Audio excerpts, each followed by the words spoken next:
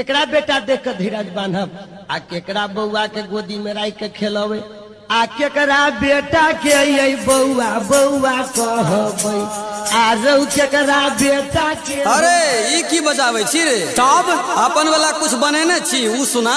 अरे ले न सुनो ने।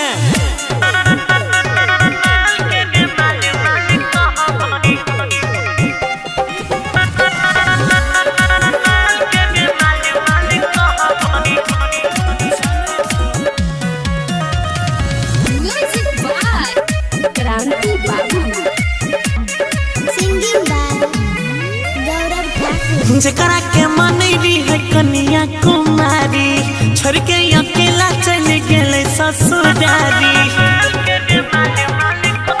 रे भैया। जकरा के मनैली है कन्या कुमारी छोड़ के अकेला चल गेले ससुरारी।